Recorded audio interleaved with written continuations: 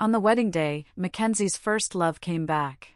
She showed up at our wedding with her family of 3 and took the opportunity to reveal the secret that I had been asked to keep back then. She said that she came this time because she didn't want to leave any regrets in her youth. It was just before the college entrance examination. At that time, she was going abroad to treat her leg and asked me not to tell Mackenzie about it for fear of delaying his college entrance examination. After Mackenzie learned the truth, he thought that I had deliberately tried to break them up. Before entering the auditorium, he grabbed my neck and cursed, "So you've been plotting all this time just for today? Well, I won't let you have your way." During this scuffle, I was pushed down the stairs. The broken glass fragments pierced the main artery in my neck, and I bled to death. When I woke up again, I went back to the day when his first love asked me to keep the secret. It was a day when Selena shook me awake. Iris's mom said she had the plane tickets and would take me abroad for treatment the next day. I looked up at the wall clock. It was 1:30 in the morning. Then I looked down at the narrow bed in front of me. Since Selena came to my house, my room had been given to her, and my bed was made by laying the cool chair in the house. Mom said it would only be for a few days, but I had been making do with this cool chair from the second year of high school until the end of the third year. Suddenly, I came to my senses. How strange fate was. The intense pain in my neck and the suffocating feeling of panic due to excessive blood loss seemed to still be in my perception, and my breathing suddenly became rapid. Selena seemed dissatisfied that I didn't respond to her in time. She reached out and slapped my shoulder hard, saying, "Iris, I'm talking to you. Did you hear me?" I snapped back to reality and met her self-righteous eyes. I raised my hand and slapped her hard across the face. The crisp sound of the slap was particularly jarring in the quiet room. Tomorrow was the first day of the college entrance examination. She was always so self-centered and only thought about herself. In my previous life, I was stupid enough to endure it. I patiently listened to her negative emotions for over an hour and finally took the first exam with a dizzy head. Back then, it was she who asked me to keep the secret that she was going abroad. She said it wouldn't matter that much and not to delay Mackenzie's college entrance examination. Anyway, he would find out in the end. Since she said that, of course, a normal person wouldn't tell. We all thought that was the end of it. Later, she stayed abroad, experienced falling in love, getting married, and having children. Mackenzie and I got together 3 years after she went abroad. It was Mackenzie who chased after me. She even sent me a text message to wish me well before the wedding. But then she showed up at my wedding and reminisced about the old days with the man who was about to become my husband and judged me, the person who had once kept her secret for just one day. Were the planes grounded, or did all the communication facilities in the world fail for them, too? They didn't end up together, and it was all my fault. Was it me who made Mackenzie chase after me? Was it me who made them lose contact after going abroad? Was it me who cut off all their ways of communication? Was it me who made Selena seamlessly fall in love, get married, and have children? After Selena was slapped by me, she was stunned for just a moment, and then suddenly flew into a rage. "Iris, you're crazy. How dare you hit me?" I stood up before she could react and slapped her again. "If I want to hit you, do I need to pick a day for it?" Her leg was seriously injured, so she could only drag it along half-heartedly and couldn't exert any strength at all. Soon, I pinned her to the ground and beat her. I really had endured enough. Selena was my uncle's daughter. Her parents divorced when she was very young. My mom said she was pitiful and asked me to be more tolerant of her. She stayed at my house from the 2nd grade of primary school until she graduated from primary school. Those 4 years were a nightmare for me. It seemed that I was her personal maid, a 24-hour nanny. Even though we were only half a year apart in age, it was my fault that Selena didn't hand in her homework. I was selfish and only cared about myself, not her.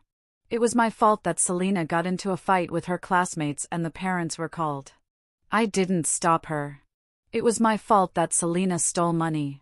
I was jealous of her and told my parents about it. There were countless such things. When she graduated from primary school and was taken away by her mother, I thought the nightmare was over. But in high school, she came back again, and the nightmare returned. Moreover, since my uncle had passed away by then, my mom became even more protective of her. She regarded Selena as a precious jewel. She thought Selena was pitiful, that Selena had no one to take care of her, and that she needed to make it up to her and keep the last bloodline for her younger brother. She passed this responsibility on to me. Anything related to Selena was once again tied to me, and I had a greater responsibility for her than her own guardian. For example, she was clearly less than 158 centimeters tall but insisted on being a biker girl. When she got on the motorcycle, her feet couldn't even touch the ground. Sure enough, she broke her leg, and the doctor said she might be lame for the rest of her life. But my mom thought it was my fault that I didn't take good care of her that day. She whipped me with a clothes hanger and broke 3 of them. My arm still hurts when I raise it even now. Damn it, the more I thought about it, the angrier I got, and I continued to slap her. After a few slaps, her face swelled up. At this time, my parents finally came out. Selena's biological mother couldn't get used to our shabby house and was staying in a nearby hotel. Maybe Selena couldn't bear to part with me, her 24-hour personal nanny, and had to come and go crazy on this last night. My mom pulled me up and pushed me hard. I lost my balance and hit my head directly on the cabinet beside me. I reached out and touched it, and my hand was covered in blood. She didn't seem to expect it to be so serious. She was stunned for a moment and said, "Iris, what are you crazy about in the middle of the night?" She was really exactly the same as in my memory. No matter when it was, she would never side with me. All kinds of grievances from my past life and this life came flooding in. I went crazy on the spot. I wiped the blood from my forehead with both hands, smearing it all over my face. I pulled my hair crazily and shouted, "Yeah, I'm crazy. I'm a lunatic. Driven crazy by you all. Did I ask you to give birth to me? I'm taking the college entrance examination tomorrow." She woke me up in the middle of the night just to tell me her love story, and I couldn't even refuse. Right? What is your brother's daughter superior? Am I supposed to be her slave, her nanny? It's not that I'm inferior. It's because I was born to someone like you that I'm inferior. I ranted and raved, which stunned my mom. She held her precious niece with both hands. She didn't dare to look me in the eyes and said, "Mom didn't mean that. It's just that Selena is still a patient now. Why are you arguing with her?" Oh my God! How dare I, the second-class citizen in this family, argue with Mom's noble and dear precious niece? Maybe I'm not your biological child, but even if I'm not, you should have some conscience, right? I'm taking the college entrance examination tomorrow. Could you please be kind-hearted? I'm begging you all. What do you mean by you all? Aren't you part of our family? You're really good at talking. My mom said as she was about to hit me, but I suddenly took a step back, cowered, and made bows at lightning speed, repeating over and over again, "Please be kind-hearted. I'm begging you." This was what my mom used to do to me all the time. Once I started complaining that she treated Selena better than me, she would either beat her chest and cry, saying that I was an ungrateful wretch, or kneel down to me and say, "It's all my fault. I gave birth to you with a lady's body but a maid's fate. I can't give you a good life. You can go to another family." Where could a child under 10 go? I could only stand there and endure all her negative emotions until she finished her performance. My dad finally spoke up at this time. He dragged me up and said, "Iris, it's late at night. How long are you going to keep making a scene?" I looked up at him and suddenly smiled. "Dad, it's so nice that you can still talk. Otherwise, I would have thought that my dad knew invisibility in this family." He was so mocked by me that he didn't know what to say for a moment. He wanted to lose his temper, but then he looked at the clock. It was almost 2 o'clock. In the end, he just took my mom and the others out and left a sentence, "You have the college entrance examination tomorrow. Go to bed early." I had a cold expression on my face and didn't say a word after they left. I locked the door with a bang. There was no way I could fall asleep. Even if I slept until dawn, I wouldn't be able to take the exam tomorrow. It had been 7 years since the college entrance examination ended before I transmigrated here. I'm so annoyed. Why did I have to come back to this time? Couldn't I have come back after the exam? I'm really fed up. However, if I don't do well in the exam, those two won't have an easy time either. In my last life, didn't they say that I had delayed them? In this life, I'll be a good person to the end and help them out. As for whether Mackenzie can see it or not, that's up to fate. To be honest, I still feel pain in my neck now.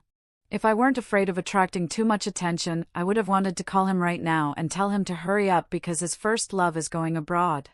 Otherwise, I'll soon transform into a tricoloran and use physical, mental, and magical means to thwart their epic love. But in this late night, I just posted an insignificant QQ space update. This crappy phone was almost falling apart.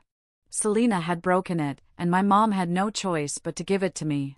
I saved up money for my living expenses for a long time to get it repaired.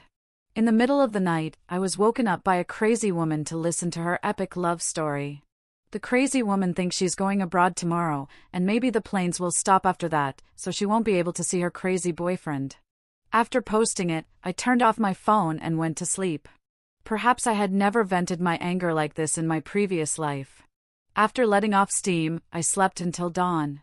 I felt a lot more relaxed when I turned on my phone. Mackenzie's calls hadn't stopped since last night. Damn it! Great!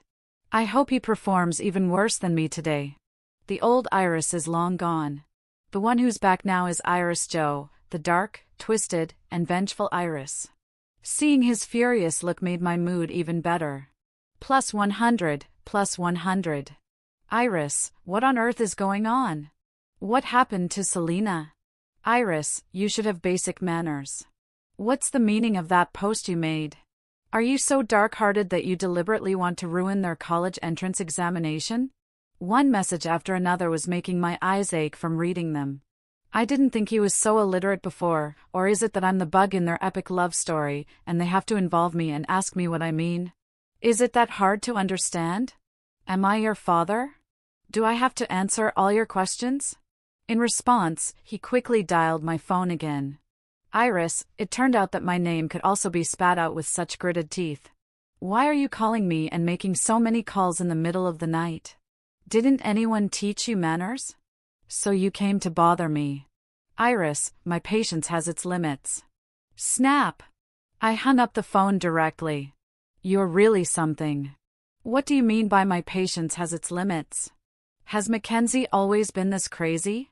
Apart from the fact that he killed me in my previous life, I even feel like being with him is like having a criminal record. The phone rang again persistently. After thinking for a while, I answered it. Iris, where's Selena? Who do you think you're talking to? Do I owe you something? Why should I care where she is, and why should I tell you? Iris, although I don't know how we offended you, please tell me. Okay, it's really important to me. Beg me? Is this your attitude when begging someone? Then why don't you call me Dad and let me hear it? I can't be bothered by you all the time like a father, but never hear you call me Dad. Iris, damn it, are you crazy? If you don't want to, then it seems that your relationship isn't that deep. You're not even willing to call me Dad. Then we're doomed to part ways in the future. Oh, don't tell me you have a histrionic personality. You don't love that much. Why are you pretending to be a devoted lover? The phone was hung up again in a fit of rage. It's really refreshing to have an argument in the early morning. After washing up, I was ready to go downstairs to have some noodles before going to the examination room. Thanks to the chaos caused by Selena last night, my dear parents might have felt a little guilty and actually left me some money for breakfast. I still remember in my previous life, I got up dizzy and cooked an egg for myself as breakfast because early in the morning, my parents went to send Selena off. The Chinese exam was in the morning. Although I had forgotten most of my high school knowledge, after all, it was my mother tongue, so I could still handle it somehow. I finished the exam quickly and rushed out of the examination room first. There was no other reason because since a few years ago, almost every year during the college entrance examination, the first examinee to come out would be interviewed at the corner of the stairs. I deliberately tore open the wound on my forehead to make it bleed more, then I covered my forehead with one hand and ran towards the exit. Throughout the interview, I kept smiling and said that I thought there was hope in life. I wouldn't be beaten because of my cousin anymore. After going to college, this interview quickly went viral on the internet. If I just played the victim all the time, maybe not that many people would pay attention, but I created a contrast with Hope, the daughter who was disturbed on the eve of the college entrance examination and the mother who hurt her own child for someone else's child. I wouldn't be beaten after going to college. My mother soon became famous because of me. When I returned to the community, many people were pointing at her. When I went back for lunch at noon, I happened to meet her in a rage. Iris, what did you mean by what you said to the reporter? What's wrong, Mom? Your dear baby has gone abroad. Are you still going to beat me? Iris, have you gone crazy? These 2 days, she raised her hand, wanting to hit me, but hesitated to do so because my father was beside her, persuading, forget it. The child is taking the college entrance examination. Don't argue with her. Oh my God, so my parents actually knew that I was taking the college entrance examination. I thought the college entrance examination was just a trifle. Besides, what could be more important than your little Selena? Iris, my mother's slap came down suddenly, but she missed. I'm not stupid anymore. Why should I just stand there and let her hit me? I smiled at her provocatively and said, it seems that Mom doesn't love little Selena that much. You didn't even go abroad to take care of her. Mom's love has faded. You should work harder. Otherwise, if little Selena's parents get divorced, she'll be so pitiful. Oh, Iris, how long are you going to keep making trouble? We, the poor children who are neither loved by our father nor mother, can't even tell the truth. Unlike little Selena, even if her parents get divorced, there will be other people eager to love her. Why can't I just endure it? When little Selena has a baby, you definitely won't want to have another child. You'll just abort me. That would be good for both me and you. I turned around and sat on the chair, propping my head up and looking at them, saying, Iris, haven't you made enough trouble yet? Where's your upbringing? My father was so angry that he slapped the table, and my mother was beside him, trying to calm down. What's wrong now that little Selena has left? You dislike me even more. Then I'll just leave. I got up, opened the door, and was about to go out. My mother chased after me. She grabbed my arm and shouted hysterically, Iris, did I do something wrong by giving birth to you? Is this your attitude towards me? I struggled to break free. Her strength was getting stronger and stronger, and my arm was pinched so painfully. Maybe because of my previous injury, I was getting dizzier and dizzier. In a daze, I lost my balance and was pushed down by her directly. I rolled all the way down the stairs.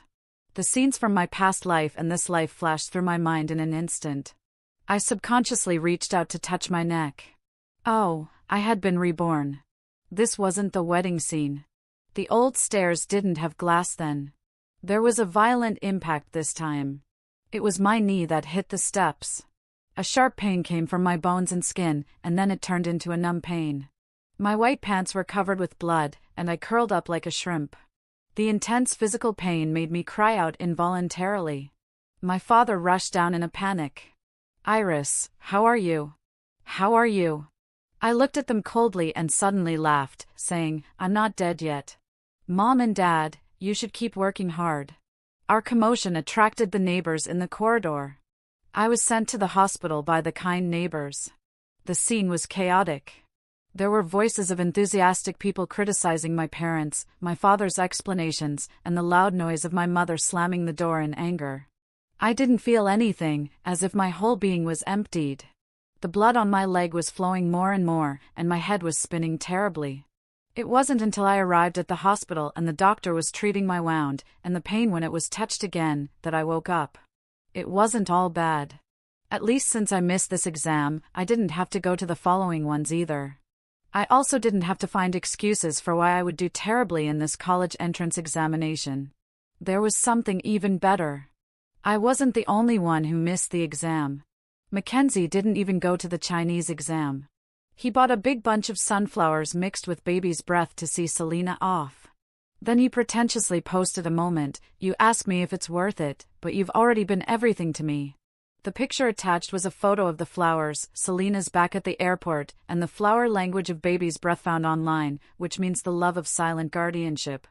Oh, so touching. I was so touched that I ate an extra chicken leg at noon in the hospital. Oh, I'm just afraid that you two don't love each other enough because of the injury and hospitalization. I didn't participate in the following exams of the college entrance examination. The reporter who had interviewed me before learned about this and interviewed me again. I burst into tears in front of the camera and said, I don't know why it turned out like this. I really prepared for a long time. This interview was quite long and combined with the testimonies of the neighbors around my parents. They became really famous throughout the whole city. My mother called me in a rage, asking me what exactly I wanted. Wherever she and my father went now, people were pointing at them. Even my usually weak father got angry with her rarely. I smiled and said, it should be me asking Mom what you want. Do you really want my life? When I said this, I couldn't help thinking of the scenes in my previous life. She really wanted my life back then. At that time, she was worried that Selena didn't have enough money abroad, and most of the family's money supported her. But our family didn't seem that poor to outsiders, and I couldn't even apply for financial aid at the beginning of my freshman year. They paid my tuition for me, but later they asked me to support myself by working part-time. At that time, she cried and said to me, Iris, children from poor families should learn to be independent early. This is our situation. You should understand us. Throughout my 4 years in college, I hardly had a day off. I was always running back and forth between school and part-time jobs. I wore my high school coat until I graduated from college. My roommates couldn't bear it and gave me their clothes that they didn't wear anymore. I was in a mess every day while my peers were full of youth and vitality. I was like a stinky rat in the gutter, afraid of others seeing my embarrassment. Meanwhile, what was Selena doing at the age of 19? She traveled from New York to Philadelphia with the money sponsored by my parents. When I saw that Moment's post, I was furious and went to argue with my mother, but she scolded me in an unbelievable tone. Selena's leg is already like that. You know she's in a bad mood, and cut her arm with a knife and was sent to the emergency room in the middle of the night. Do you have to compete with her? Is death such a scary thing? I didn't want to live long ago. If I wanted to die, I wouldn't just cut a wound that would heal. Even if I was sent to the hospital late, I'm sure you wouldn't even know if I had died for a long time. Iris, I'm your mother. How can you scare me like this? What do you want me to do? She was crying bitterly on the other end of the phone. Her tears were like a swamp that swallowed me up, dragging me down bit by bit, rotting with her. Children naturally love their parents. I was always tamed by her way of giving me a slap and then a sweet date. At that time, just like after I made a fuss that day, she surprisingly sent me a red envelope of 200 yuan. But along with the red envelope was a long voice message. I've been having knee pain recently, and my lungs seem to be a bit uncomfortable too. I don't even dare to go to the doctor. She used all her means of manipulating people on me and gave all her kindness and thoughtfulness to her original family. I naturally didn't accept that red envelope. Even during my student days, I would use some of the scholarship money and the money I earned from part-time jobs to subsidize them. When did I start to wake up? Selena was like a bottomless pit. She seemed to have to feel her own value through others' sacrifices for her, and she got used to it. She learned to smoke marijuana and drink heavily in the United States. She got uremia in the year I graduated and needed a kidney transplant. My mother didn't hesitate to ask me to go for a matching test. She said casually, Iris, one can live with just one kidney. You are blood relatives. Mom is begging you. In that instant, I was completely awakened. She didn't love herself, let alone me. I would never let her use my life like an object. That was the first time I started to refuse her. She said all kinds of mean and abusive words to me. She cursed me, wondering why it wasn't me who got sick. I was completely awakened by her attacks again and again. It wasn't me who asked her to give birth to me. She didn't do me any favors. I don't owe anyone anything. If no one is nice to me, I'll be nice to myself. I will live for myself. I must live for myself. Perhaps because of rebirth, compared to my previous life, my father started to change a little, but I didn't need it. Did he bring my mother to the hospital several times, but I drove them away every time as soon as he came? I would make a big fuss like crazy. Haven't you hurt me enough? My college entrance examination has been ruined now. Are you satisfied? They didn't like me mentioning this, but I just had to mention it. Iris, I'm your mother. Are you going to blame me? It was always this sentence, always the same one in my previous life. I didn't donate my kidney. They sold the house just to get more funds for Selena. Then they came to me, penitent, and said, "Iris, it doesn't matter. You live your good life. We don't have that kind of fate." I couldn't bear it anymore and laughed angrily. How dare I blame Mom? My mom is the best mom in the world. She let me experience a unique life as a slave. My mom is the kindest mom in the world. Mom, I'm afraid my life isn't enough for you to mess around with. While you're still young, you should hurry up and have a few more children. Otherwise, little Selena will be so pitiful without a nanny and a slave in the future. Iris, she raised her hand to hit me. I covered my mouth and continued laughing as I looked at her. What's the matter, Mom? Did I hit the nail on the head? Oh, so you deliberately ruined my college entrance examination because you were afraid that I would spend money on my studies or that I wouldn't be easy to control in the future and wouldn't be a slave anymore, right? Good heavens, Mom really has good intentions. I'm really touched by Mom's love for little Selena all the time. God, open your eyes. Why didn't you make Mom and little Selena biological mother and daughter? The slap didn't fall as my father stopped her firmly. Surprise! What a surprise! My father would stop her now. The world has changed. I laughed so hard that my stomach hurt. After finally catching my breath, I continued, Mom, go ahead and hit me. I know I mentioned little Selena again and touched Mom's sensitive spot. Iris, what have I done to you? Did I owe you something just because I gave birth to you? How could Mom owe me anything? It's me who owes Mom. It's my fault. I should have strangled myself in Mom's womb. I was so thoughtless that I dared to be born from Mom's womb and made little Selena feel wronged. But Mom, I've even sacrificed my college entrance examination for the noble little Selena and served as a slave and a nanny for her for so many years. Isn't that enough? Little Selena is so noble. How can a slave like me serve her? Let me give you a common idea. Having children is a business. You should make it bigger and stronger. Have a few more children, then you'll have more income when you ask for debts in the future, and little Selena will be even happier. Iris, that's enough. This result today isn't what your mother and I wanted.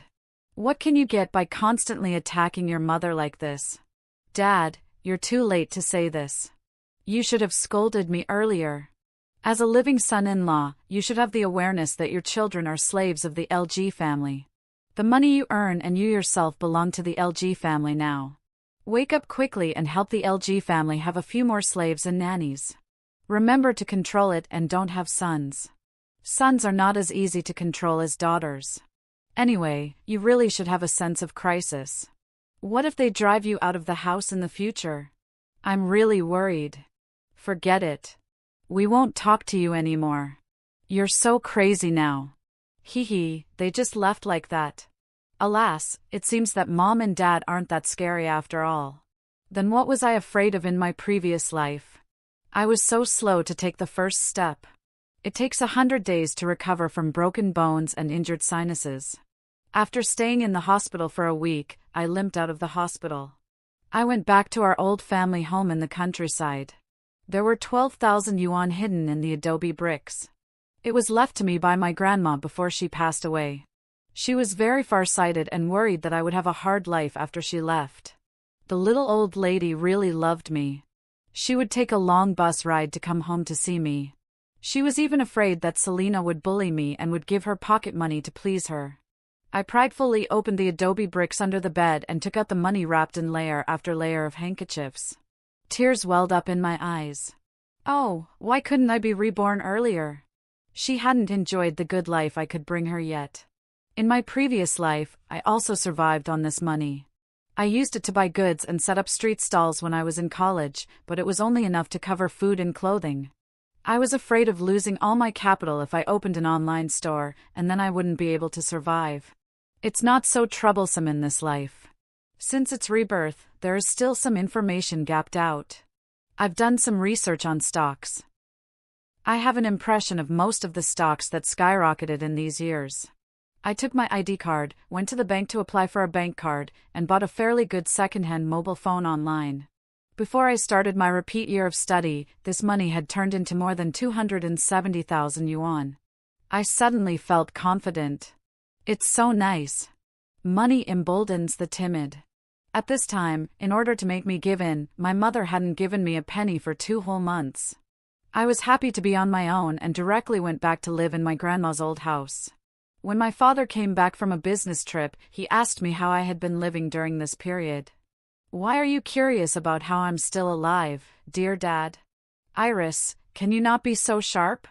Dad doesn't know.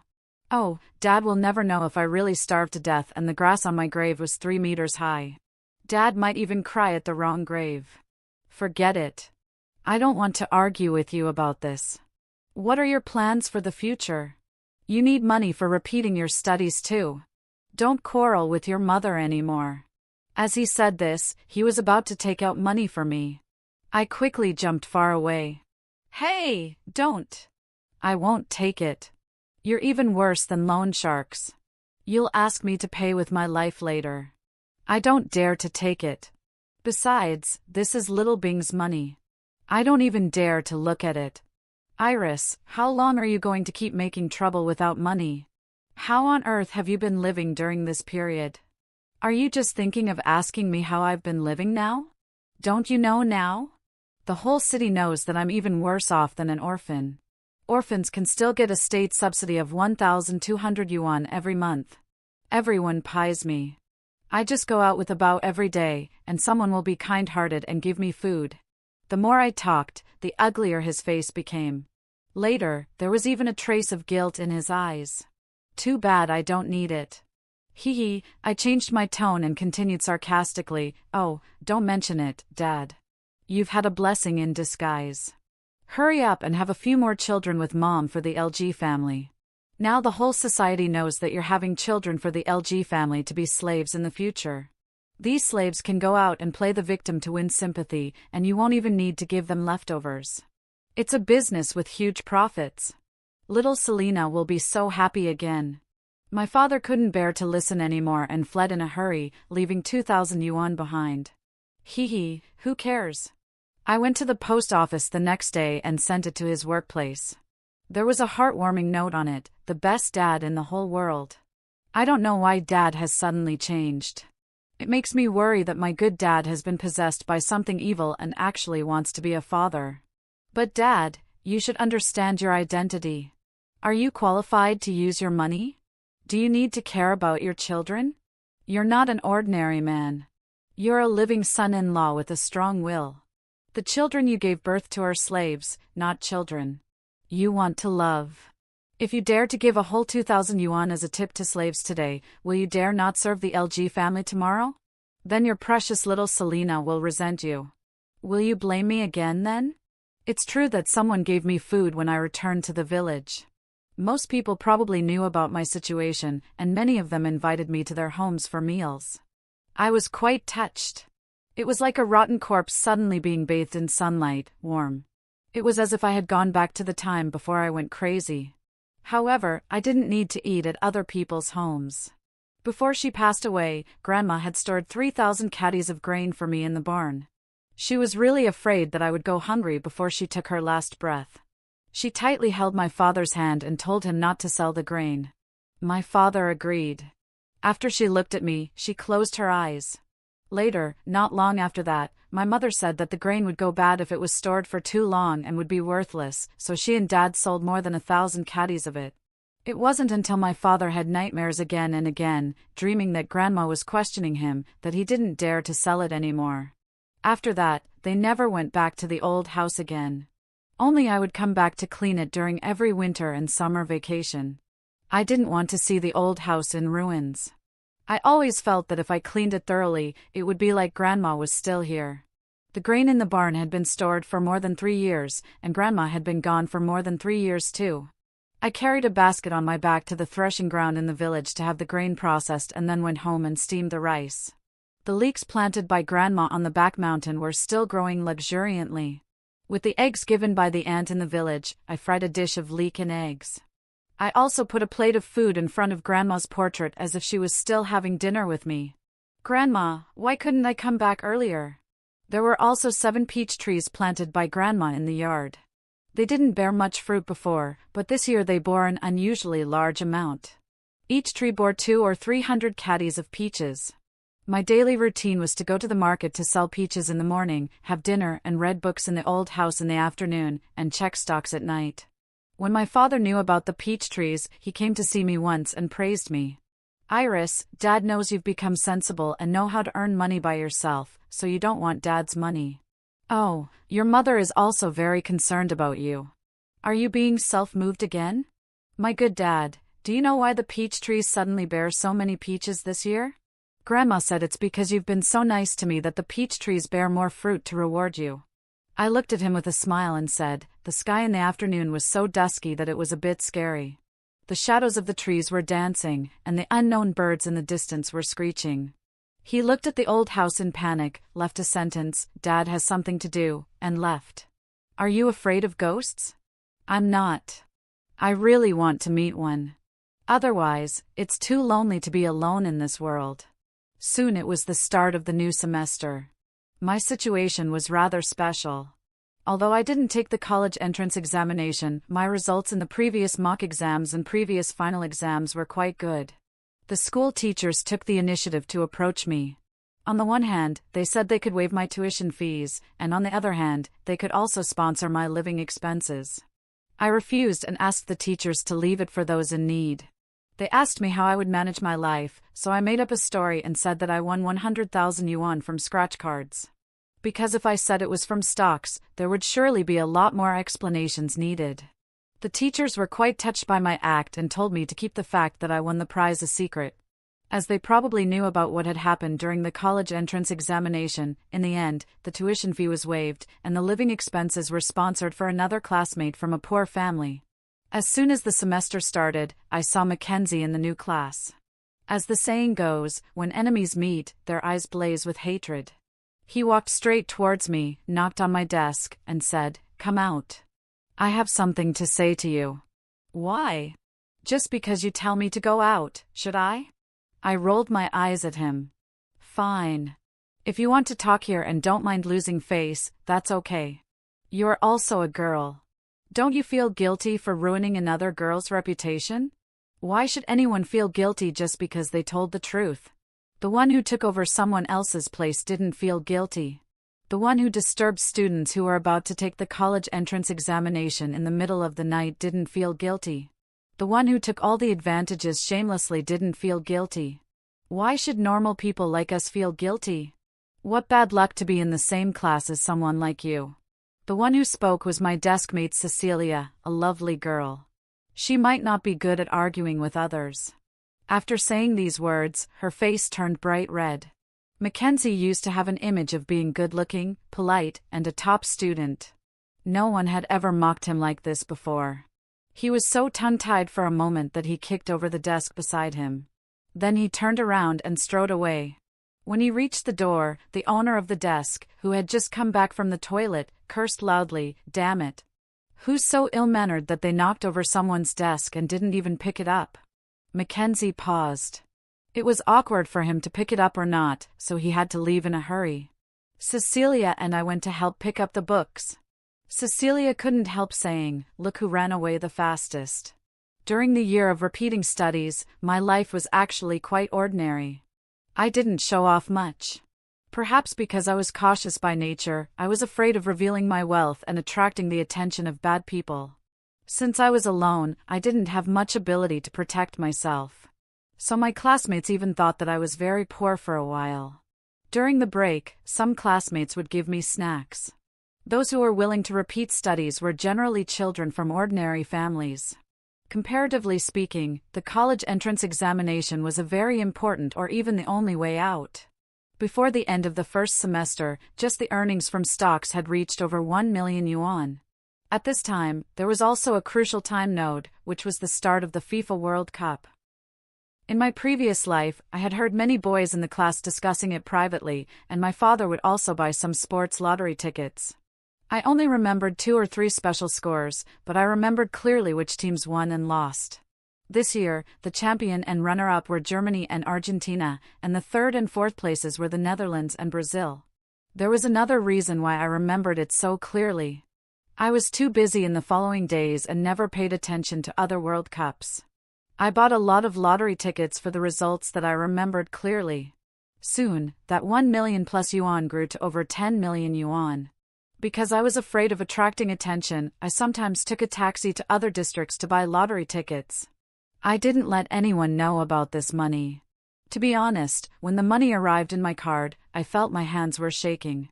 I had never seen so much money in my whole life, including my previous life and this life. With money, many things became much more convenient. For high school knowledge, I especially hired famous teachers to give me tutoring. For some courses, I attended classes with my classmates. In the class, I told everyone that a kind-hearted person sponsored me. Of course, for the sake of his self-esteem, Mackenzie wouldn't attend classes with us, and he seemed to be very busy every day. I learned from my classmates that he was working part-time every day now that he wanted to save money to visit Selena during the winter vacation. However clever a person is, if they don't cherish their talent, God will take it back. He dropped from being in the top 10 of the grade to outside the top 100. Soon the winter vacation arrived. Except for the time for tutoring, we only had about 10 days of rest. Out of course, Mackenzie didn't get to see Selena. His family had already been very much against the fact that he gave up the college entrance examination last time. Naturally, they wouldn't give him extra money to pursue his love. Most of the money he earned from his part-time jobs was either sent to Selena because he was worried that she wasn't living well or used to buy her gifts as surprises. He had already been spending more than he earned, so naturally, he didn't save enough money for the plane ticket. During the winter vacation, our former classmates came back, and we also had a class reunion together. When we were singing in the KTV, a classmate who hadn't had much interaction with me before suddenly handed me a card. I was stunned on the spot.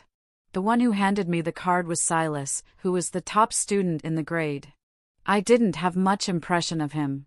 Moreover, he seemed to be good friends with Mackenzie, and they were in the same group. I smiled politely and said, "Thank you for your kindness. I'm not that hard up. I didn't want to get involved in this." In my previous life, I actually cared a lot at first about the fact that Mackenzie and Selena were about to be together. First, I had never thought that I would be with him, but I had a crush on him when I was in high school.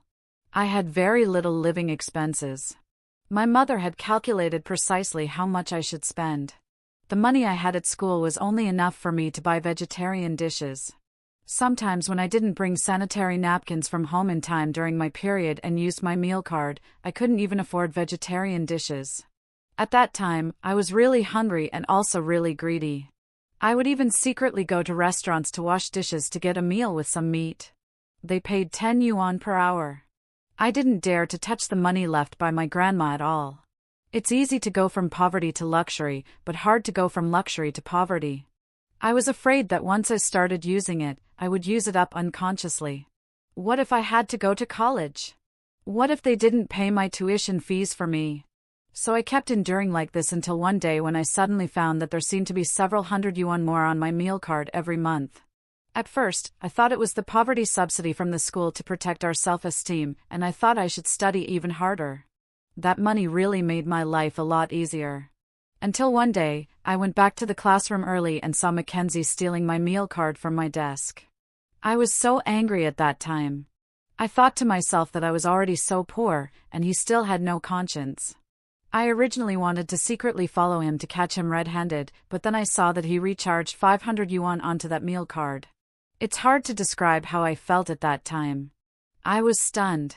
In my past life, except for my grandma, I had never thought that anyone would do this for me. Those feelings grew unconsciously later. When I found out about his relationship with Selena, I was actually a bit sad, but because of this, my tolerance for him grew higher and higher. I played the role of a messenger in their relationship. He asked me to take good care of Selena for him, and I did all that. When Selena was sick, I cooked for her, washed clothes for her, and helped her with her homework. Even my mother praised me for doing a good job. That was the lowest point of my self-esteem for a while. I even hoped that he hadn't given that money so that I wouldn't have to bear such moral pressure. I always felt that I should repay him later. When he and Selena separated, he was so lonely that he got drunk every day and was unconscious. It was also me who sent him home late at night. After I started working part-time, I tried every way to encourage and help him. After being reborn, I wanted to end this cause and effect. I gave him 10,000 yuan. He was a bit stunned at first. I directly mentioned the matter of the meal card. He was silent and didn't say a word, but he didn't take the money either. Later, when he and Selena got together and his financial situation became more and more difficult, I found the right moment to offer that money again. He clenched his fist and finally said, "I'll consider this as a loan and pay you back later." There was no later anymore. This person would never have anything to do with me again. Cecilia knew about the matter of the meal card, but she had always thought that the money might not be from Mackenzie. I thought that if it wasn't his, he wouldn't have kept silent about it. When Silas handed me the card, Cecilia was beside me. She deliberately said loudly, "Hey, our Iris doesn't need it. Hey, last time Mackenzie secretly transferred money into her card, and she found out. She's already paid back many times more than that." What? That money wasn't his. It was Silas who asked him to transfer it into the meal card. A boy beside Silas immediately said. As soon as the words were spoken, Mackenzie happened to come back from the toilet. He muttered, "I didn't say the money was from me. I said the money you gave was a loan. Then why didn't you say it wasn't yours?" Cecilia roared. Mackenzie stood there with a flushed face, at a loss. Seeing the strange looks from everyone in the private room, he lifted his foot to leave but then turned back and said to me, "Iris, I'll give it back to you tomorrow." I didn't look at him. I lowered my head to peel an orange and gave half to Cecilia. Mackenzie couldn't stay any longer and fled in a hurry. Suddenly, a slender hand handed me a tissue. I looked up at the owner of the hand. Under the light, his eyes were like stars in the sky. I held the orange and didn't know what to say for a moment. He reached out and took half of the orange and said, "Thank you." Cecilia winked at me and said, "Humph, you're a person who values beauty over friendship." No, it's not. The more I explained, the more confused it seemed, as if I was trying to cover up something that didn't exist. Silas's eyes crinkled with a smile. He couldn't help laughing. This was the first time I saw him smile so happily. After the class reunion ended, he walked me back to the hotel. Yes, I didn't live at home anymore. Before the holidays, I always stayed in my grandma's old house in the countryside. This time, I came specifically to attend the class reunion. On the way, we chatted casually. He said he was sorry that he hadn't been able to help me during the college entrance examination and didn't know how to help. The only thing he thought could help me was money. In fact, he had given Mackenzie over 1,000 yuan every month before and asked him to give it to me. It was just because Mackenzie told him that I didn't need it and didn't give a reason that he came to ask me in person. Why, Silas? I remember your financial situation isn't that good either. Iris, you're so smart. Don't you know why? The cool night breeze blew up the hem of my skirt. I lowered my head and didn't dare to look into his eyes again. Suddenly, a velvet jacket was placed on my shoulders. Iris, come on. I'll be waiting for you at Tsinghua University. Ha, really? Is this guy making a dry joke? In my previous life, I tried my best, and the best I could achieve was just getting into a 985 university. I already thought I was amazing at that time. Now that I'm taking the exams again, I'd be happy if I could get into a first-tier university. Tsinghua University? Why not say that Tsinghua University and Peking University will be competing to enroll me? I frowned in embarrassment. He reached out his hand towards my face, but when it was about to get close, he withdrew it. Under the street lamp, I saw his ears turn bright red. I remembered that Silas wasn't that well off financially. I had seen him tutoring others to earn money before. It made me feel quite embarrassed because I had asked him questions several times. All those were the fruits of his labor. But it didn't seem right to just give him money directly. So when the peaches in the old house were ripe, I picked a big bag of them for him. We were seated in the front and back at school, so it was inevitable that I would ask him questions. So every year, I gave him a big bag of peaches. He always looked cold, and I didn't dare to disturb him too much. I just didn't expect. Forget it. Don't think about it. I still have to hurry up and study hard again to prepare for the college entrance examination. After staying in a hotel for one night, when I went downstairs, Silas had already ordered breakfast for me. He had gone back to his school as he was said to have a lot of work to do. He really deserved to be called a top student. He was so busy even in his freshman year. The breakfast was all my favorites, including dry mixed red oil wontons, black soybean milk, and soup dumplings. Me, I thought I should keep my heart calm. Love is precious, but life is even more valuable, especially now that I could be considered a wealthy woman to some extent. Forget it. After having breakfast, I went back to the old house. In the afternoon, I received a courier. I rode a bike to the town to pick it up. It was a sack of books and notes, all neatly sorted out. As I looked at them, I couldn't help saying that Silas's notes were so neatly written that they could be sold as top student notes. While I was reviewing, I also received a phone call.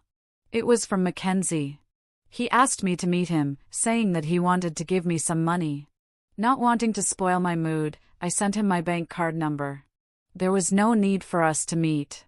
I had no choice. When we were at school, maybe God understood what I meant. When school started, Mackenzie didn't show up as expected. It turned out that the money was for him to buy a plane ticket to see Selena. Selena didn't wait for him. She suspected that he was cheating on her, so she cut her wrists and tried to commit suicide. It was said that her hands were soaked in the bathtub, and she was directly sent to the ICU after being taken to the hospital. Mackenzie went on a hunger strike at home for 3 days. His parents had no choice but to send him to see Selena in the end. Interesting, more interesting than those cheesy soap operas. At 8 o'clock, Selena's suicide attempt had no impact on me at all because my mother came to me again. She called me at night and said, "Selena tried to commit suicide." "Didn't you know?" "Yes, I know." "Then what did you do?" "I bought firecrackers and fireworks." "Iris, are you even human?" "I don't know. It depends on whether you're human or not. After all, you gave birth to me." There was a deep gasp on the other end of the phone. I quickly comforted her, "Mom, don't be angry. I bought the firecrackers and fireworks for your own good, too, for my good. Listen, while still on the phone, I set off a bunch of them by the riverbank beside the community." A loud bang was heard on the other end of the phone. Then I continued, "Little Selena is already in the ICU. What are you doing now? Why don't you hurry up and take care of her? Are you worthy of her? Even if you don't rush over there, then you should quickly have another child. I'm already out of control. Why don't you hurry up and make the next one? You're not even focused on your work. How dare you rest at this time? Is there enough money for little Selena? Mom, I'm so disappointed in you. If it weren't for cheering you on, do you think I would buy these fireworks?" The phone was hung up directly. I was speechless. I still had a lot of heartfelt words that I hadn't said yet. More than a month after school started, Mackenzie finally came to school. It's just that the story between him and Selena had spread so widely. One noon, a boy talked to him, and his mother saw it. She immediately scolded him harshly, "I'm telling you, stay away from him. If you become like him, I'll take you with me and die together." The boy was afraid that his mother would say something more extreme, so he quickly dragged her to the cafeteria. Maybe Selena was really short of money over there. Mackenzie skipped classes more and more often just to save money and send it to her. His parents had no choice but to give him some money a few times.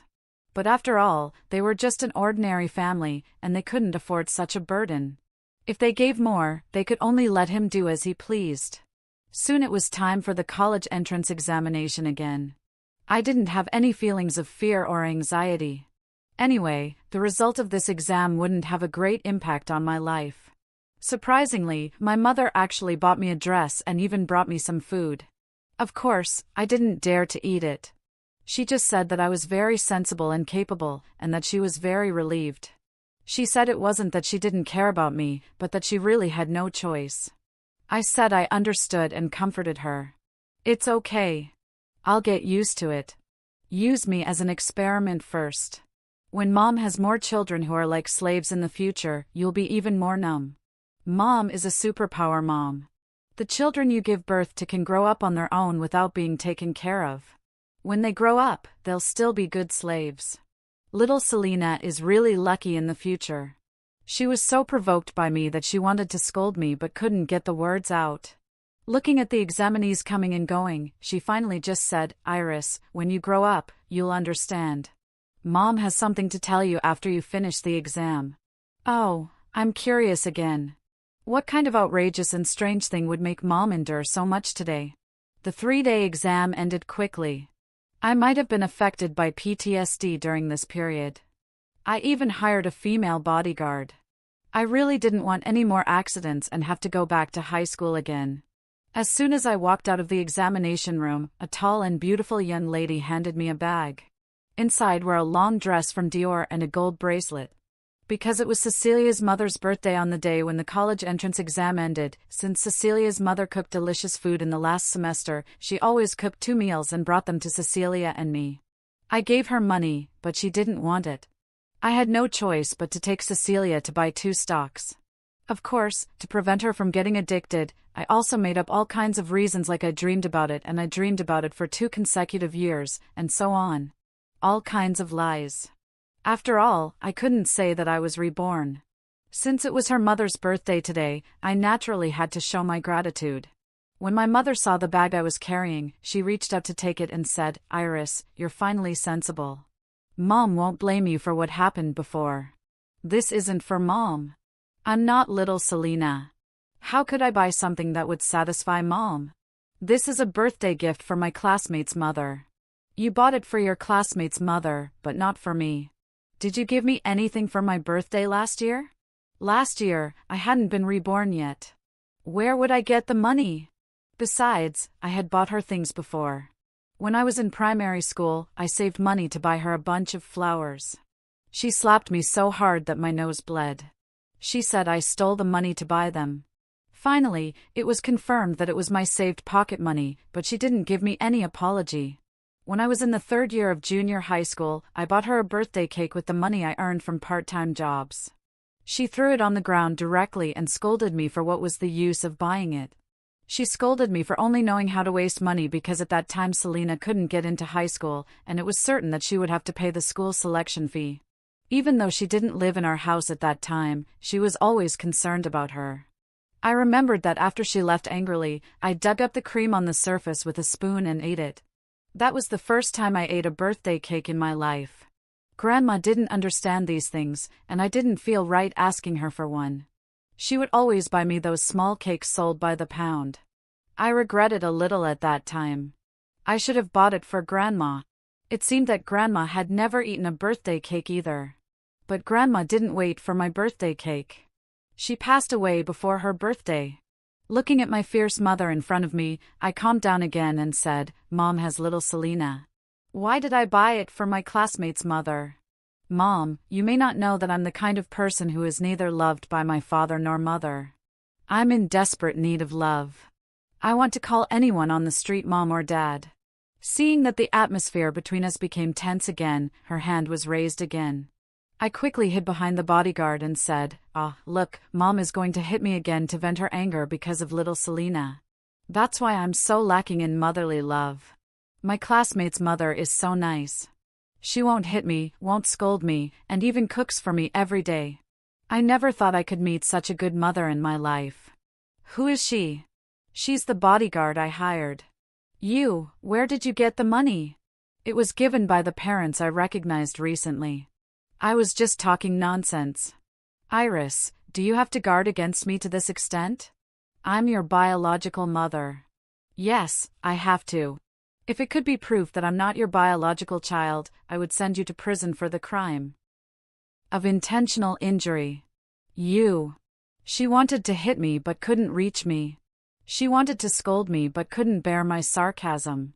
She took several deep breaths and finally pleaded, "Mom was wrong before. Mom will change in the future. Mom will pay for your college tuition and living expenses, but Mom begs you for one thing, okay?" "What is it?" "Selena has your IIA and needs a kidney. Please, for Mom's sake, accompany me to do the matching test." "Okay, Mom." Really only asks you for this one thing in her whole life. Damn it, Selena is moving so fast. Oh my God, how could this happen? What if something happens to little Selena and Mom can't take care of others in the future? Iris, are you still throwing a tantrum at this time? Are you competing with her? I'm just asking you one question. Will you help me or not? Of course I knew it. I won't help. Then from now on, just pretend that I'm not your mother. Fine. I gave birth to you for nothing in this life. Yes, just think that I'm unlucky. I'm so miserable. You beast. You beast. You deserve to die a horrible death. God will surely punish you. I took out my mobile phone expressionlessly and started recording a video. Then I said with a smile, Mom is really good at scolding. It seems that Mom wants to be as famous as last year. Only this time, I'll put little Selena's photos up. I'll also post it in the Chinese community in the United States. Oh, I wonder if little Selena with uremia tries to commit suicide again, whether she can really die this time. She reached out to snatch my mobile phone but was stopped by my bodyguard. I looked at her without fear and said, Mom, not causing trouble for me is the greatest blessing for your little Selena. If I were you, I would either work hard to earn more money to let little Selena enjoy more happiness or go worship the Bodhisattva more and try to have a second child so that little Selena can be your real child. That way, you can continue your bond. Why bother to trouble me, a slave who has already rebelled? These words completely enraged her. She raised the milk tea she had bought for me and was about to throw it at me. I held my mobile phone and looked at her with a smile. Finally, her hand paused in midair, and then she turned around and left without hesitation. Soon as the college entrance examination results came out, Silas called. How did you do in the exam, Iris? Sorry, I didn't get into Tsinghua University. I got into a university in Beijing, Peking University. Peking University is okay too. It's not far from me. There was unexpectedly excitement on the other side of the phone. I even doubted if I had heard wrong. After all, Silas seldom showed emotional fluctuations when he spoke. When we were studying before, I even suspected that he might be an AI. To avoid embarrassment for both of us, I quickly interrupted him and said, Well, I got into a university in Beijing. It's not the one abbreviated as PKU. It doesn't matter. It doesn't matter. It's great that you can come to Beijing. We'll be in the same city, and there will be many chances to meet. Ugh, how come even a study god can make such assumptions? I'm going to the capital, of course, to make money. When else should I invest in companies or buy houses if not now? But it's not easy to say it directly. Let's just consider it a beautiful misunderstanding. However, although I didn't get into Peking University, Cecilia did. That's also a great thing. This way, I'll have connections with people from both Tsinghua University and Peking University. I'll bring wealth and rush towards future entrepreneurs and scientists. By this year, my total income had already reached 20 million yuan. It's just that Cecilia didn't seem very happy. She was very puzzled. Clearly, my grades were so good before repeating the year of study. Why were my results in the following exams not ideal? She even suspected that I might have hurt my brain when I fell down the stairs. I was looking at the transcript cheerfully. After all, I had even managed to get into a 2011 university. Not bad, not bad. I'm really excellent. She reached out and put her hand on my shoulder, looking serious, and said, Iris, you shouldn't have got this result. There are also people who do better in their second year of repeating. Do you want to work harder so that we can study at Peking University together? I'm not crazy, am I? Am I asking for trouble? I expressed my gratitude and then refused. Maybe the result would be even worse next time, and I might not even be able to get into a first-tier university. Right now, I don't have much, but I'm quite self-aware. Perhaps my grandma helped me out down there with this result.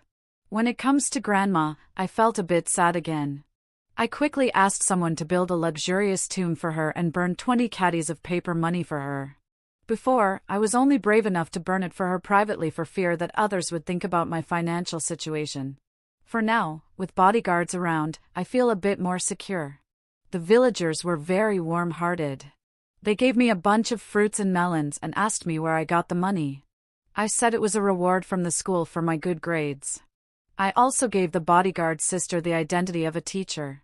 The main idea is that when you're out and about, you can give yourself an identity. On my way back, when passing the muddy country road, I held back and thought I'd better come up with reasons after going to college for a year or two. Don't show off your wealth. I didn't deliberately inquire about what happened to Mackenzie and Selena later, but they were so famous that I could always hear gossip about them from other classmates.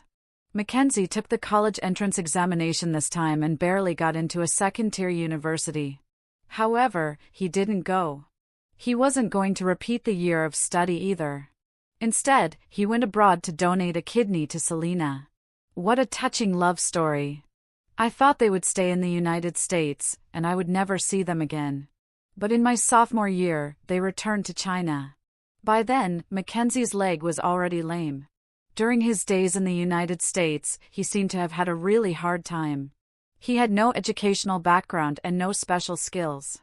After spending all the money he took with him, he could only earn a living by washing dishes and waiting tables. Selena had been used to spending extravagantly. After losing a kidney and living such a hard life, her body couldn't bear it at all. Less than a year after arriving in the United States, he had already started taking medicine. By then, Selena's mother had disappeared without a trace. Having no other choice, after struggling for another year, they chose to return to China. After returning to China, Mackenzie originally wanted to ask his parents for some support, but he found that his mother had already given birth to a second child and clearly told him that everything in the family was reserved for his younger brother. It had nothing to do with him anymore. No matter how Mackenzie begged his parents, he only got the reply, "You're already grown up. This is the path you chose yourself. You can't blame us." Selena originally wanted to take them to live at my parents' place, but the house at my parents had been sold by them to pay for her operation. So reluctantly, Mackenzie had to rent a house and work part-time to support her. Why were parents old and couldn't take care of themselves? The subsidy given by my mother was limited. Slowly, Selena's mood became more and more irritable. She hurt herself more and more often. She always asked Mackenzie whether he hated her and whether he blamed her. No matter how Mackenzie explained, she didn't believe him. Mackenzie was already overwhelmed by all kinds of heavy physical jobs every day and became less and less patient with her. The breaking point of the conflict was when Mackenzie finally found a part-time job in a bar, but there he saw Selena kissing a man. He rushed over and punched the man. Soon he was pinned to the ground by the man's followers. During the conflict, someone hit him with a stool. His left leg was broken on the spot. Afterwards, the man compensated a little money, and Selena directly moved out of their rental house. Before leaving, she accused Mackenzie. "Mackenzie, I have no other way. I just feel that I'm dragging you down to death. That I can only do this. I'm sorry to you in this life. I'll repay you in the next life." She left without hesitation, leaving him a messy and moldy room. He looked at himself in the bathroom mirror and felt so strange. He was wondering how he had become like this. That night, he drank a lot of alcohol. Drunk, he asked Selena to meet him. He said that he still couldn't let her go and wanted to give her a gift that she would never forget in her life. Perhaps Selena was too confident. She actually thought that Mackenzie wouldn't blame her. She went to the appointment excitedly. As a result, he splashed a bottle of sulfuric acid on her face. Almost her whole face was ruined. After splashing the acid, Mackenzie rode away on his motorcycle. It's so ironic. The money to buy the motorcycle was the compensation from the man in the bar. He didn't have a fixed plan and slept under a remote overpass for a night. That night, he had a beautiful dream. He dreamed that he didn't go to see Selena off and completely cut off contact with her. He also dreamed that she was with that woman, Iris. In the dream, she wasn't as sharp-tongued and mean as she is now. She was so gentle. She comforted him and did everything she could to help him. He realized that she might have misunderstood about the meal card recharge thing. However, for some reason, he just couldn't say it because in the dream, she was really so nice. Until before the wedding, Silas came to see him. He gave them a wedding gift, which was a pair of expensive couple's watches. He was clearly very angry but couldn't find the words to say to him. He thought that it definitely wasn't for himself.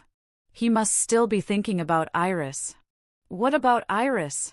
Did she really like him, or was she just touched that he secretly recharged her meal card when she was down and out?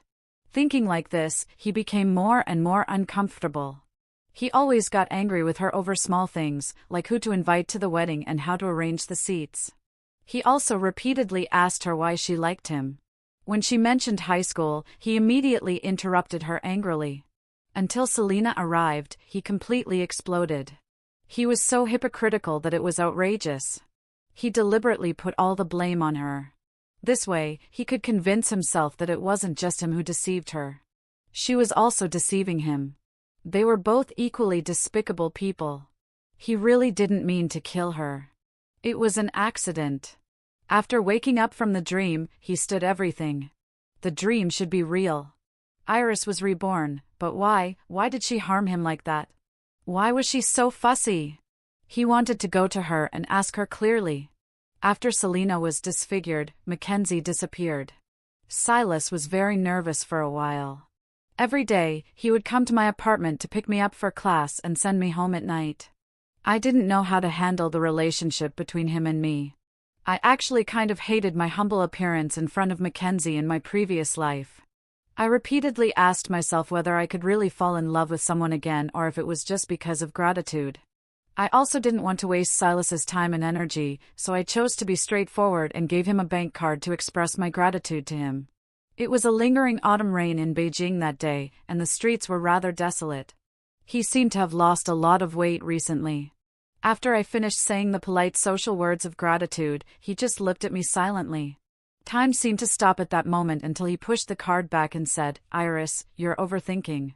I don't need your repayment." Then he got up and left. I sat on the chair, looking at his figure gradually disappearing into the distance, and didn't move for a long time. My heart felt a bit sad, but I couldn't tell the reason. I'm already very satisfied with my current life, and I don't want any changes. Time is the most deceptive thing. Slowly, we almost forgot about Mackenzie until Christmas Day. It snowed heavily in Beijing. I was looking for my car in the basement when suddenly a hand pulled me into the dark, and then a handkerchief soaked with knockout drops was pressed over my mouth and nose. I quickly held my breath. I didn't completely lose consciousness, but I felt weak all over, and my head was dizzy. I closed my eyes, not daring to anger him any further. Then, taking advantage of his inattention, I first pressed the volume button, which was the easiest to reach, and pressed it hard, hoping to turn it to the minimum volume. Because my hands were tied and I couldn't see during this process, I tried many times but couldn't make a phone call. It wasn't until Mackenzie was driving and not paying attention that the screen suddenly lit up.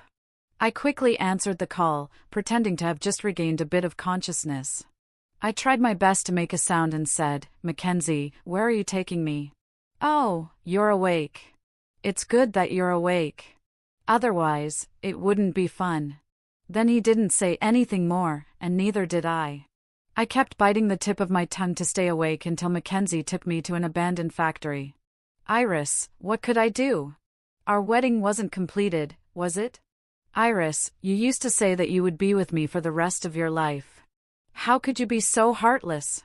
Are you crazy? What are you talking about? I don't understand." "You don't understand, then you deliberately made me give up the college entrance examination to see Selena off. Mackenzie, you're out of your mind. Was it me who made you give up the college entrance examination? How shameless you are. Who is it that called me dozens of times to harass me and ask me questions? By the way, I don't think I finally told you this specific location and flight information, did I? If it weren't for that post of yours back then, would I have? What I post is my freedom. Why don't you blame Pangu for splitting the sky and the earth, which allowed someone like you to appear in this world after so many lifetimes?" Iris, I can't out-argue you now, but you're more likable than in the previous life. Let's go through the unfinished process now, okay? As he said this, he grabbed my neck and covered my mouth and nose with the handkerchief soaked with knockout drops again. When I woke up again, it was when Mackenzie bit my neck. The sharp pain made me instantly sober. I had already been put on a white wedding dress by him. He dragged me up the stairs. I struggled violently. The memories before I died in the previous life came back to me again. Intense panic enveloped me for a moment. I even thought of dying with him. My hands were tied, so I could only bump into him. When he was in a fit of emotion, he was so lucky that he didn't roll down. Instead, he reached out and grabbed me, but accidentally I heard a crisp sound from his ankle. He squatted down, hugging his foot and crying out in pain for a few times. I took the opportunity to try to run away, but he dragged me back again. He swung his arm and slapped me hard. I just felt a buzzing in my ears. Everything in front of me became blurry. Iris, why are you so disobedient? Does it hurt? My heart really aches. He pretended to be affectionate and held my face in his hands, wiping the blood from the corner of my mouth with his thumb. I bit down hard, using all my strength. My mouth was full of the taste of blood. He kept struggling, but I wouldn't let go. He started elbowing my head.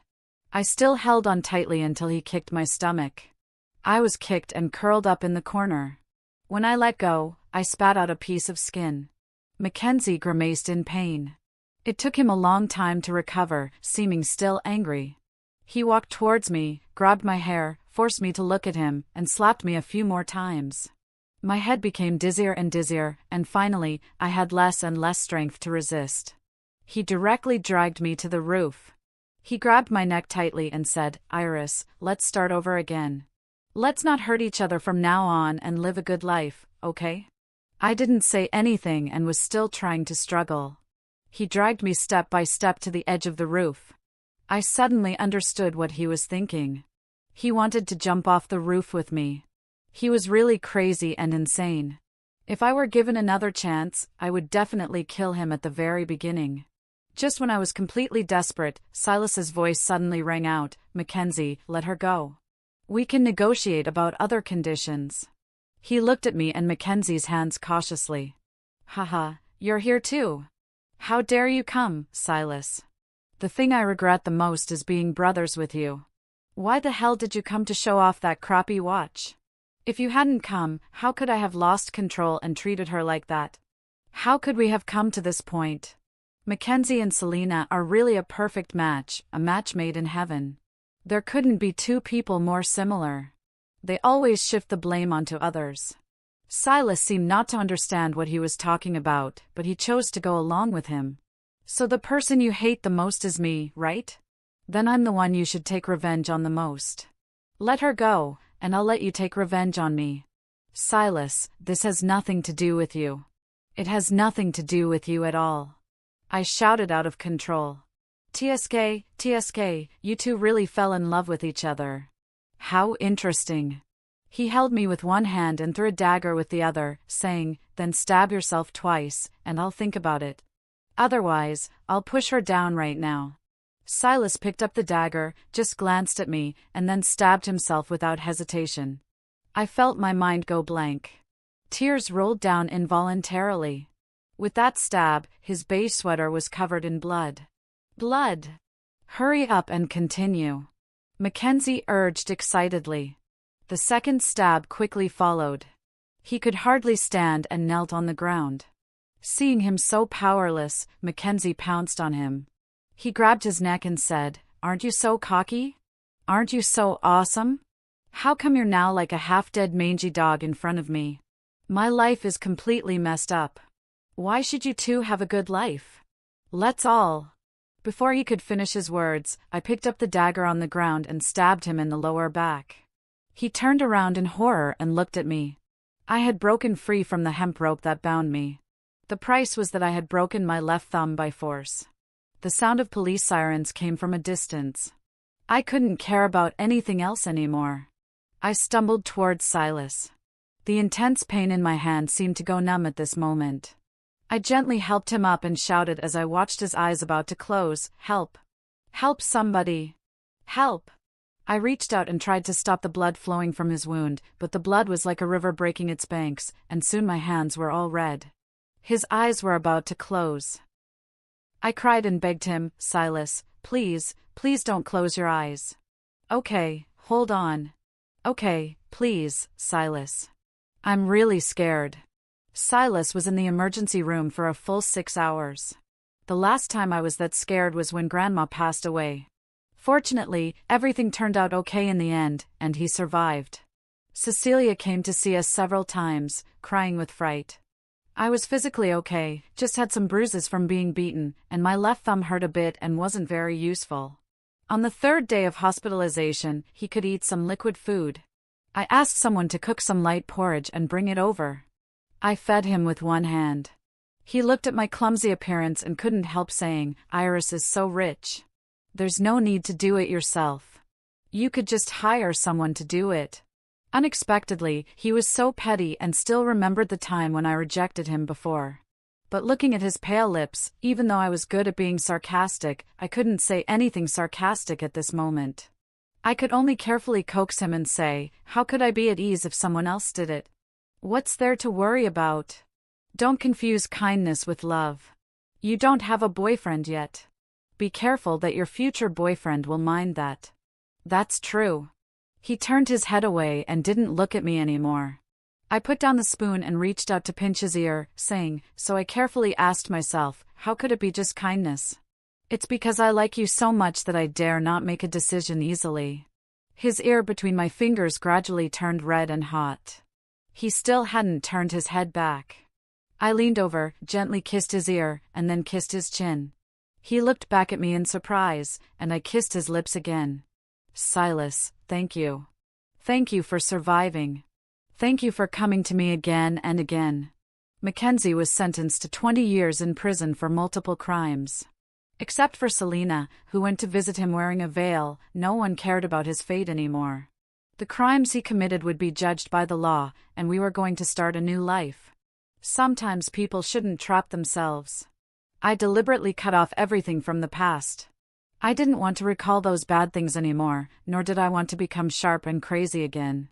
Regarding the follow-up issues with my parents, I also handed them over to the corresponding institutions. Someone would regularly give them a sum of living expenses every month, and I wouldn't have direct contact with them anymore. Surprisingly, in both my past life and this life, it was the first time that I received an apology from my mother. She searched for me frantically. It took her a long time to find out which university I was attending. She was eager to see me, but by the time she came, Silas and I had already left Beijing. Silas went abroad for further studies, and I also took the opportunity to manage business in other countries, plus change the environment to relax. She looked for everyone she could find and even found Cecilia.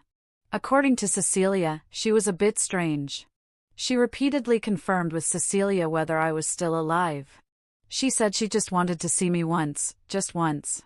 I didn't agree. I just asked someone to take a message to her. "I've already repaid the life that belonged to my mother once. There's no need to see each other again in this life." I knew very little about the follow-up matters. I only knew that she drove Selena out of the house. She wrote many letters wanting to send to me, but she didn't have my address. It's too late. It doesn't matter anymore. I will never look back. Perhaps because of the sudden and big emotional fluctuations, I had a very long dream one night. I dreamed of how crazy Silas was after I died in my previous life. He kidnapped and imprisoned Mackenzie. The gentle and peaceful scholar picked up a butcher's knife and tortured the person who killed me bit by bit until that person was in extreme pain until the police found them later. Mackenzie was jailed for involuntary manslaughter and was also sentenced to prison for the crime of intentional injury. He attempted suicide many times in prison. It wasn't until his tutor found him to research a time machine that could travel through time that he regained the will to live. I accompanied him in the dream for a very long time. Silas spent a full 20 years but still didn't succeed in his research. In his later years, he became obsessed with theology for a while. He began to pray to the gods, asking them to give us a chance. He was at his wits' end until one time when he was out doing research, he met an old Taoist priest. The priest told him that by accumulating good deeds, one would receive good rewards, and that he could do some virtuous and good deeds in my name. After that, he stopped researching the time machine and spent his time on other research and inventions instead. He donated all the money obtained from those patents in my name. Before he passed away, he seemed to see me and said, "Iris, I've done everything I could, but it seems that there really is no medicine for regret in this world." After waking up from the dream, I looked at the person sleeping beside me. Doubtfully, I just felt as if it had really been just a dream.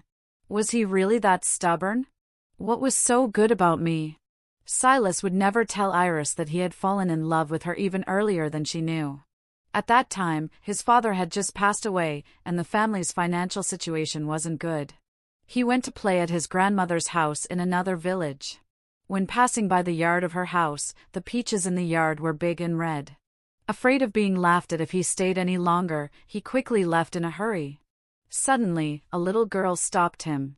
"Hey, you're Grandma's grandson, right? I'm Iris. Could you help me pick 2 peaches? I'll treat you to them." Hearing this, he was immediately delighted and climbed up the tree to pick a lot of peaches for her. She went back into the house to get several plastic bags and filled a big bag full of peaches for him. When leaving, out of the corner of his eye, he caught sight of a big basin full of bright red and big peaches placed in the main room of her house. The peaches on that day were the most delicious ones he had ever eaten in his life. Later, his grandmother was seriously ill. He and his mother got the news very late. As soon as they entered the room, they saw the unfinished fresh meals on his grandmother's table. All of them were sent by her. When she came to play at her grandmother's house during the winter vacation, every day she didn't seem to think it was a big deal. She was always smiling like a little sun. Later, he realized that her life wasn't as he had thought. In high school, his mother's job got a lot better. He took part-time jobs tutoring others. On the one hand, he wanted to do his part for the family. On the other hand, he hadn't seen her order any meat dishes for a whole semester. He wanted to know the reason but was afraid of disturbing her. In the end, he could only choose this way. He originally thought that he didn't expect anything in return. But when Mackenzie told her that they liked each other, he had never been so irritable. Can love be forced? Was he supposed to ask for repayment for the favors he had done? She made such a clear distinction. Just for answering a few questions, she would send piles of peaches to express her gratitude. He thought that the peaches in those 2 years were really sour.